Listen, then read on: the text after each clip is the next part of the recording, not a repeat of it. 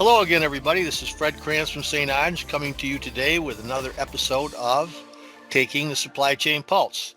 Today, I have one of my best friends in life, somebody I've known for 30 years now, Dennis. I don't know if you realize that, but we've known each other for that long. Dennis Orthman.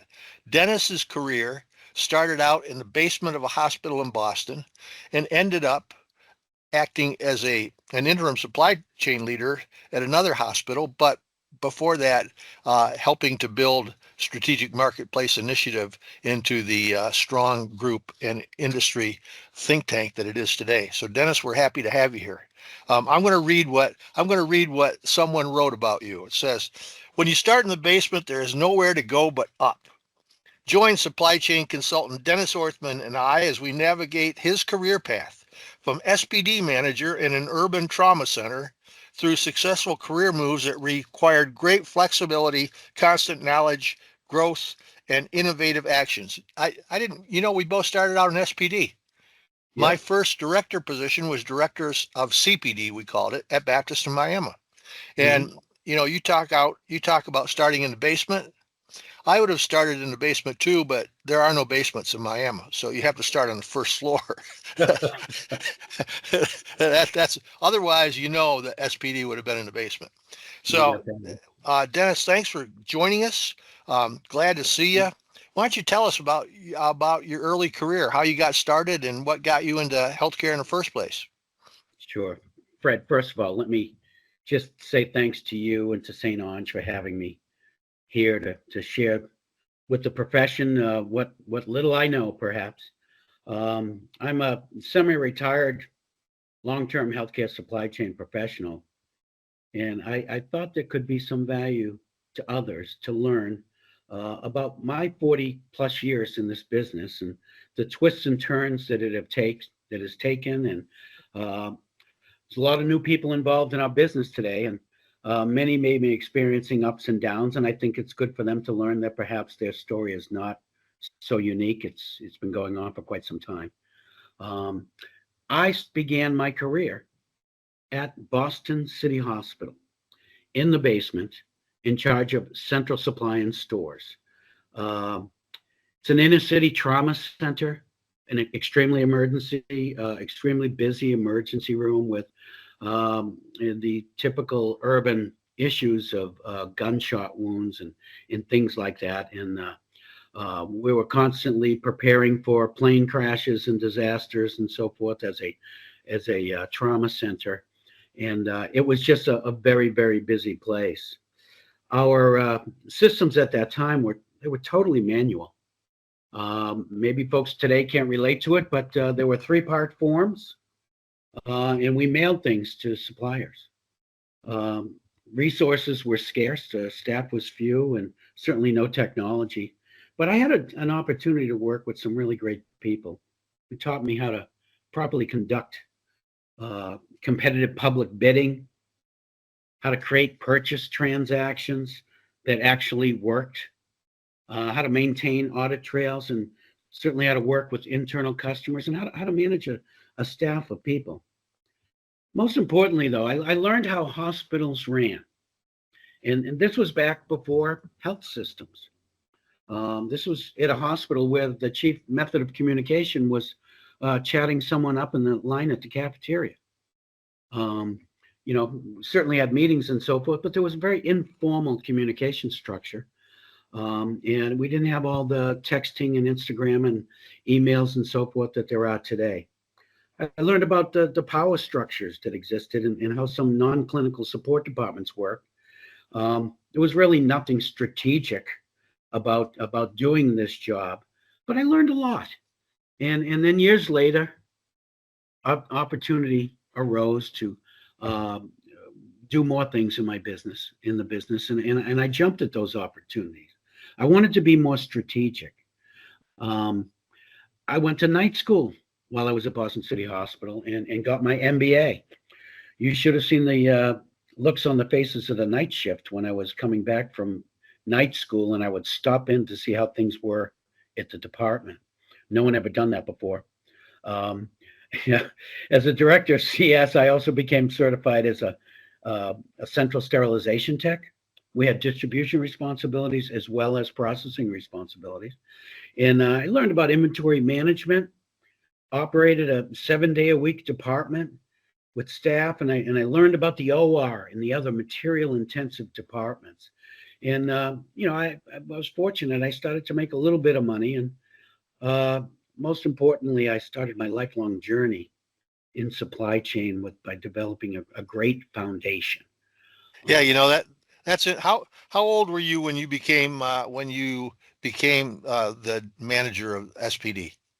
I was 26. See, you got me by 2 years. No, by 1 year. I was 27 when I Uh-huh. became a director, and I'll speak for me, and you tell me if I'm wrong. I was too stupid to know that I wasn't very smart. I thought I knew I got very upset at the people who thought they knew everything because I knew that I did. And it took me a long time to learn what Yogi Berra said is about baseball, and that was he said baseball is 90% mental and the other half is physical. And the healthcare supply chain and CPD, whatever healthcare management, is 90% interpersonal and political interactions, and the other half is operational knowledge. Would you agree with that? Oh, I would certainly agree with that. I learned a lot as a young manager. My staff, they taught me how to be a proper manager. They were not going to let me fool around with them, and they made it clear, how I should operate and how I should lead the place. I learned from people, not only in supply chain. Inventory control is math, and those kinds of some of that stuff is pretty basic, and but you got to stick to it. But I learned other things. I had folks from epidemiology that took me under their wing, and I learned more about infection control than I thought I needed to know. I was taken under the wing by the director of the operating room, who explained and taught me how ORs work, and everything from technique to how to give a doctor a sharp pair of scissors, and those types of things that I learned along the way. Most importantly, I learned that you have to work with people, and you've got to communicate. Sometimes they didn't like it when I over communicated, but nonetheless, I made sure that everybody that needed to know and everybody that should know knew the things they were supposed to know. I wasn't that kind of boss who didn't tell anybody I was taking a day off. I still see there are some people like that. They don't want their staff to know they're going to have the day off, type of thing. I learned to build trust with people. If Very good. I'm going to take tomorrow off, everybody knows that means I'm not going to be here, but that doesn't mean that they can goof off. They've got their job to do, and I had ways to make sure that was happening. So, I learned a lot of people skills there, and I was happy for it. Great. So, when did you discover Tom Hughes, or when did Tom Hughes discover you? Well, that was a couple of stops later in my life. Um, I left City Hospital. It was a great place, but I was making a little bit of money. But my family was growing, and bought a house, had bills to pay, that type of stuff. And I went looking for some more money. And I spent a couple of years at a Harvard teaching hospital in Cambridge, and there I was directly responsible for operating room supply as well as inventory distribution, equipment distribution, laundry, etc. For this hospital, and they had much higher standards than a Boston City Hospital. City Hospital was a public place, and when they needed more money, they went down to City Hall and they got it. At where I was over in Cambridge, profit and loss was very important. And so I learned to manage with limited resources and how to squeeze the most that I could get out of it. I really enjoyed growing professionally there. I learned about the local and national associations along the way. And after a couple of years there, I got recruited over to the Catholic Health System as the assistant director of materials management, where I had a great career for 7 years. Did so many things there. Implemented preference card systems and OR information systems, implemented linen utilization systems. One of the things you may notice is what I talked about at the beginning of my career, we're doing 3-part forms. But over, within 10, 11, 12 years, information systems began to become common. We learned how to use them, and we used them for things focused on inventory, utilization, etc. That was quite a challenge. Uh, Off hours operation management was something that I learned at the Catholic Health System. Everybody goes home at 5 o'clock, but the hospital still goes on. And, initially, like many people, I learned I don't want to get the call. I don't want to get the call at 9:30 at night. And I remember with my wife on New Year's Eve, we were all dressed up. She had a fancy gown on, and we were in line at Walgreens to buy some formula because the hospital had run out of a specialized formula. And my wife is looking at me. It's 11 o'clock on New Year's Eve. Like she's looking at me like, "What are we doing?" But we got the formula. We brought it to the hospital, and then we went to the New Year's party. So you do the things that you have to do to get the job done. Over my 7 years with that system, I led some operational efforts to close a sister facility and simultaneously open up a new women's hospital. Facilitated a merger between two competing hospitals. It was a wild and stress-filled time because there was consolidation going on, system formation, and all that. A lot of stress, but it was a career-defining time for me. And I'm still friends with many of those folks there, and I enjoyed it immensely. I went then. I was recruited. Now, I've been fortunate to have been recruited to most of the places I went to.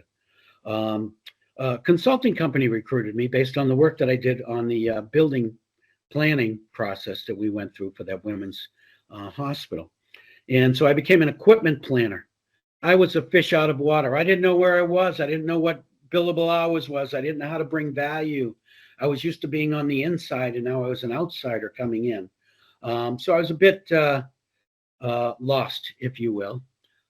Over the course of time, as I mentioned earlier, I'd been involved with local and national supply chain organizations, doing New England chapter of Healthcare Materials Management and the American Hospital Association's ARM chapter. And through that, I had met Tom Hughes, and I admired him from afar, and I befriended him a little bit. And I knew a few folks that went to work with him. And my phone rang while I was facilitating that merger. It was also facilitating a merger where I knew I probably wasn't going to survive the merger. And they asked me if I wanted to do some consulting. And I said, sure, let's try that again. And so that was how I met Tom Hughes. He was pivotal in my career. I learned an immense number of things. Of course, I walked into the consulting operation at Concepts in Healthcare thinking that I knew a lot about supply chain. And while I was there, certainly I knew some things, but I learned. I learned so much from Tom. I got a chance to work with Marv Feldman, Chris Troiano, John Strong, some of the great people in our business. And I was very fortunate, and I learned the consulting business. I learned the relationship business. I learned how to deliver value for my clients, and I learned how to flex. One thing else I learned is that consultants never say no. When you're asked, can you do this? The answer is, sure, we can do that. It's going to cost you, but we can do it. So I learned a whole nother side of the business after being on the buying side of the desk, if you will, for a long time. Suddenly I was a supplier, in this case, supplying service. Yeah, well, you learned from the best. I think the first time I met you was on a project that we worked together at a really large and very influential system in the country. And it may have been, I know it was the first week. Uh, I don't think it was the first day, but we had several experiences that were amazing that week. And one of them was we walked into the CFO's office and he asked you point blank, should I fire my director of purchasing? Do you recall that conversation and the way you Oh, yeah. handled that? Oh, yes. And my response was, we've met the individual and we've talked with him, but I can't comment on that at this time. And I remember that you and I were in that meeting, and we left and headed to the airport. And by the time I got home, that poor individual had been let go. I learned right then and there that when someone asks you for an answer, you need to give one uh, because they've hired you to give that answer, and you've got to give one even with limited experience and knowledge. Um, that was that was sometimes the unfortunate part of supply chain consulting, but I learned how to deal with that as well. The Tom Hughes was a big influence in my professional life, and a journey with him that started at Concepts in Healthcare. In addition to that little story that you mentioned, uh, the first project I worked with Tom was on redesigning a transportation system for a large network up in the Seattle area. And I'd made a number of trips in, talked with people, collected the data, facilitated groups of folks trying to figure out what the customers needed. And going back for the final presentation, the final deliverable, and on a plane ride over there, and I was pretty nervous. It was my first project and my first closing of a project with a client. And Tom very simply just looked at me and said, "Will you stop being so nervous? These people put their pants on one leg at a time like everybody else. You know, they're nice people. They're going to listen to what you have to say, and they're going to consider it because you've done good work." And he was right. And my confidence really picked up after that, working with clients and so forth. And the variety of clients that we worked with, Fred, you and I worked on a few different projects. We worked on a receiving dock project, I remember, trying to determine if a new facility was going to have enough receiving doors. And we went through the whole queuing theory, and we did simulation and so forth. It was a pretty exciting time. Um, with Tom Hughes, that was when I began to get some exposure to some of the giants in the business, if you will. I worked with John Guida at Texas Health Resources. Worked with Bill Donato at Johnson and Johnson. Again, get to work with John Strong, who's in the Bellwether Hall of Fame and renowned across the industry for his professionalism and his knowledge. I learned from Tom Hughes what many in the industry, those industry greats, they already knew. And it was something that I didn't know at that point. And that was that suppliers and manufacturers are part of the solution. They're not necessarily the problem. They have much to offer the industry if trust can be established. And I began to work with my clients on helping them to find better ways to work with their suppliers. Um, when I started in this business, suppliers were held at arm's length by most folks. But as I got to experience and learn from some of the greats, I learned that one of the things that makes those people so great is that they understood the power of collaboration. And that was really good. Yeah, SMI, and if you want to talk about SMI, I'd love to talk about SMI. yeah. Let me jump in here with one thing.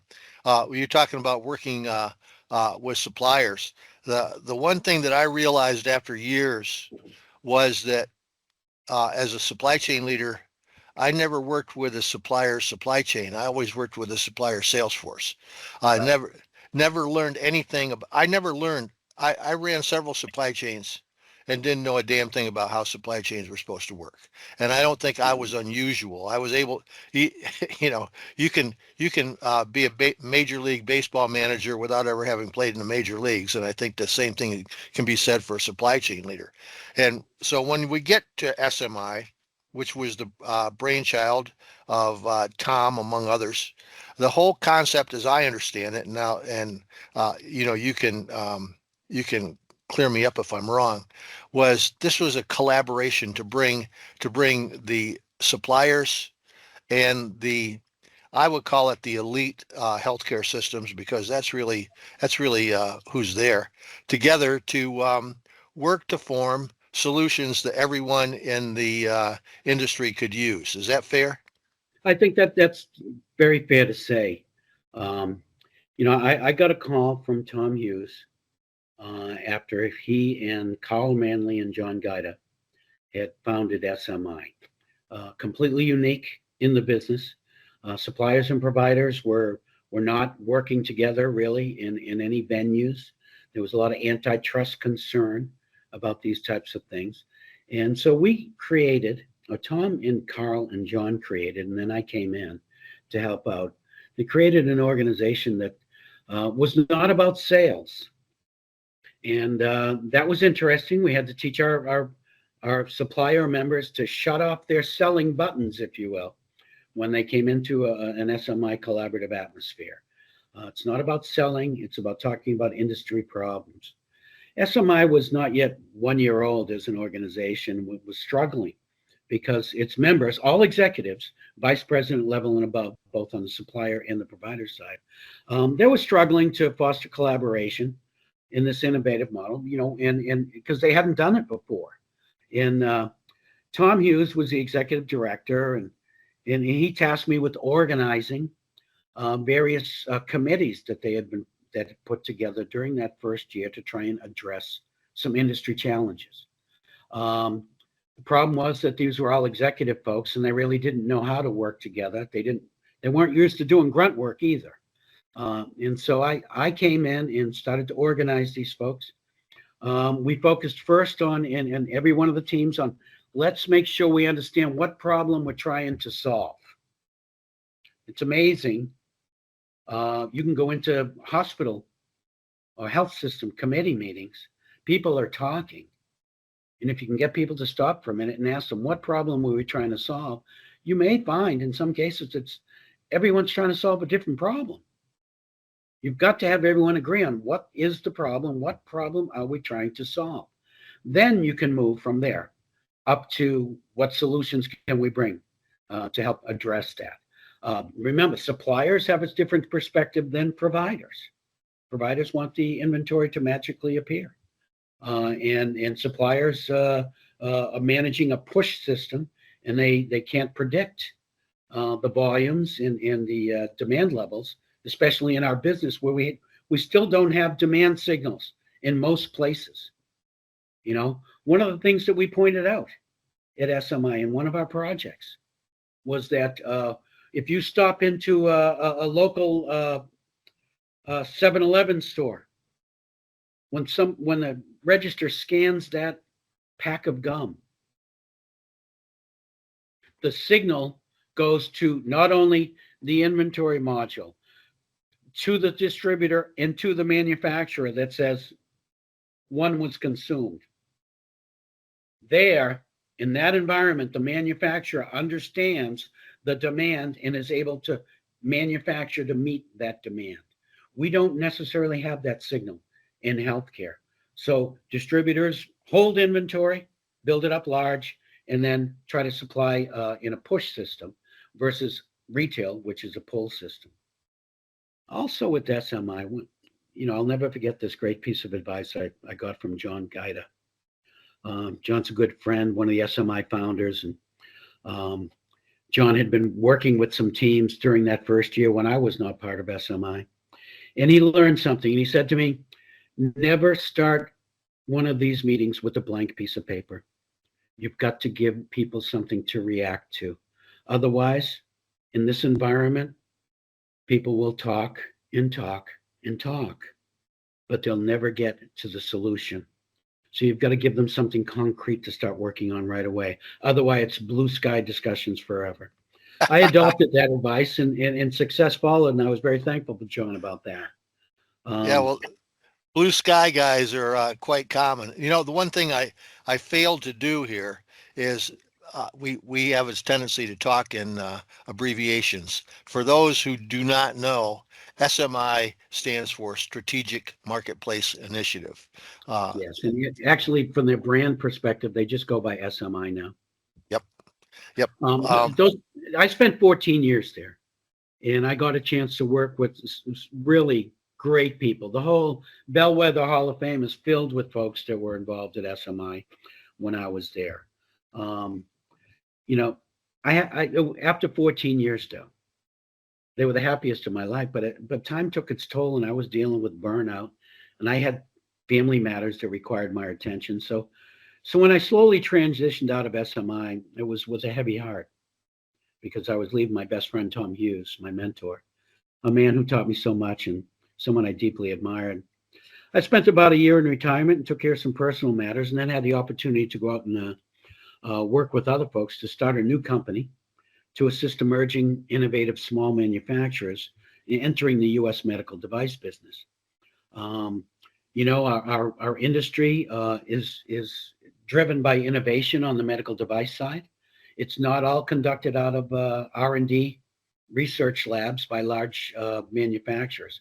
Many times, small companies, startups are formed with a great product and a great idea, and they think they're going to go around and start knocking on hospital doors and start selling. And we know that our business is not like that. There are GPOs, there are systems, there are contracts, there are requirements, etc. So we tried to help people who did that. I was fortunate to be able to work with some really great people at the company we formed was Access Strategy Partners. Jim Walker from Boston Scientific, Armin Klein from Covidian, and as I mentioned before, the great John Strong. Company got up and running and is helping people even today. I'm not actively involved, but I brought my expertise to the table to help them get off the ground. And I eventually went back into a kind of semi-retirement thing. Yeah, let me jump in here with that. Two things. First off, when you talk about Tom Hughes, um, and you talk about concepts in healthcare, for my money, the type of consulting that Concepts in Healthcare did, which many times was large non-salary expense reduction projects, things that got into helping folks with documented monetary savings. That's Mhm. um, I don't think there was any other company or consulting firm that did those things and anywhere near as well as Concepts in Healthcare did. And for Tom's legacy, I think Tom has put more of us in the Bellwether League National Healthcare Supply Chain Hall of Fame than anybody else that has been associated with it. Oh, I agree with you there. Tom was a great consultant, a trusted advisor to so many in the business. The founder of Concepts in Healthcare, one of the founders of SMI. He was one of the early supporters of the Bellwether League. Tom was involved in a great many things. A great friend of Aram, helped to facilitate the merger many years ago between the Materials Management Society and the AHA's Personal Membership Group, Aram. Um, so, if I had the benefit to be with Tom, Tom knew how to take care of people, both clients and the people that he worked with. The expertise that we brought together was something that I had not ever seen really before. We had pharmacists, we had technologists, we had nurses, we had supply chain people. We helped many organizations mature quickly from purchasing to materials management. And then we helped them mature from materials management to supply chain. And help folks, if you will, get out of the basement. Um, I did have an interesting experience after I did go back into retirement, though, and I've been asked to perform some specialty type consulting with some old friends and acquaintances, and I performed interim chief supply chain officer duties for a 4-month period in the middle of the pandemic. Um, there was a part of me that said, geez, why should I leave the safety of my home to go to a hospital during the COVID pandemic? But they needed me. And when I got there, it was a small health system in the Massachusetts area. Um, I was amazed. I was amazed as soon as I was able to get in the front door. I was amazed that I could feel the tension in the air. I was amazed at the quietness and the lack of activity in most of the hospital, except for the ICU areas in the emergency room, which were going great guns, helping people to get in, and many people didn't make it. Um, I promised my family that I wouldn't go anywhere near sick people, but the second day there, I was up in the CCU, seeing how COVID patients were taken care of, and it was, quite frankly, as many people experienced, one of the saddest things in my life that I saw. But I was really fortunate that I was able to help this organization during a time when they needed leadership. Um, Little story. My first day, nobody knew me. They thought I was there to fire everybody. I called everyone together and I thanked them collectively and then individually for their bravery, for what they were doing. And I offered them all the support that I could give. Um, Not rocket science, but after 2 weeks of hearing people screaming they didn't have enough supplies, um, quite frankly, I doubled the power levels in every location in the inpatient and outpatient areas. Wasn't Didn't take a genius to figure that out, but I found out that they had not done that. We increased the supply upstairs, and all of a sudden, everyone felt that they were being taken care of by supply chain. We didn't consume anymore. It was just an inventory level that went up, and people felt there was more availability of product. They felt safer. I was really happy to bring that. I was really happy to get into a situation where we would develop a process for changing products. You know how it was during the pandemic.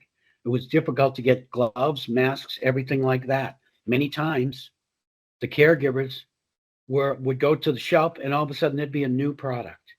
They didn't know how to use it. They didn't know if it was approved. They didn't know anything about that. They were forced to use it. And we put in place a process with nursing and epidemiology to smooth out the transition from, the product everyone was used to using to the one that is available today. And while it didn't make the problems go away, the communication improved, and the panic level went down. And I was really happy to be a part of that. Um, and I brought a certain level of professionalism, I thought, to that organization. They're doing quite well since then. Helped them to get a new leader, and they're doing well. So, I was happy with that. But boy, was it an eye opener for me. Something I had not seen in the 40 plus years I'd spent my career in hospitals previously. Oh yeah, Uh, you'd been away from the day to day for a long time, and that must have been and then you come back at the worst time. You didn't oh, just come back at a regular time; you came in at the worst time. So let me get to two questions. One real quick, and then the secret question that you're not going to have any ability to answer um, okay. is given your experience and seeing how supply chains are becoming more and more professional. We have fewer and fewer systems. They're bigger and bigger. They're hiring resource people that are well trained, professionally educated for what they do. Just very quickly, are you optimistic about the future of supply chain and its leaders? Oh, very, very. The people, I'd still stay actively involved with ARM. I'll be there at this year's conference. And the folks that I have met, I would call them new people within the last 10 years. Brilliant. The talent level is off the charts. People get it. They understand. They understand supply chain and its role and what it can do and what is possible. And I think that's amazing. The technology that we have today is great. I don't think everyone is working collaboratively, suppliers, distributors, manufacturers, all together as much as they could and as much as they do in other businesses. I used to tell this little story when I would give presentations for SMI. And I said, do you think that General Motors, who's been working with their brake manufacturer for the last 5 years to develop a new brake system for the model that's going to come out 4 years from now, do you think then after that collaborative effort, they bid it out and pick somebody else? No, they don't. They develop their relationships, they develop their contractual relationships well in advance of that. Suppliers, in many cases in that industry, are funded by the people that they sell to. General Motors is one great example. They help to go out and create brake companies and muffler companies and bodywork companies and people like that over the many years they've been in business. Healthcare is maturing rapidly on its supply chain. We're beginning to see that we, as an industry, have holes to fill. And how do we fill those holes? How do we develop? When you're in charge of a health system, it's much different than a leader that was in charge of a hospital. way back, say at the beginning of my career. The leader of materials management, I think it was what they would call them back then. When that person walked into a room, they might have represented, maybe $100 million worth of business. When the supply chain leader from a large health system walks into a room today, they represent in many cases over $1 billion worth of business. There's much more at stake. There's a lot more to think about, and they're doing it. People are understanding and working with their manufacturers and suppliers better. The development of consolidated service centers is one example. The insourcing of the GPO function is another example. People are being innovative, I'm just really encouraged by what I see today.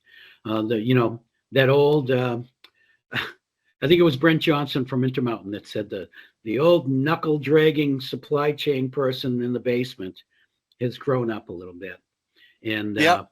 and our reputation in this industry is improving, and I'm real happy about it.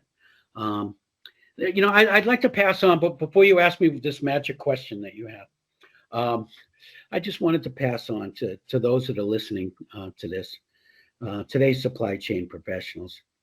One, I would ask folks to recognize my career is just one career, but it's a great example. I started at hospitals, went to health systems, went into consulting, then went to a think tank, then went out and started a company, and then one of my final acts is I'm still doing a little consulting.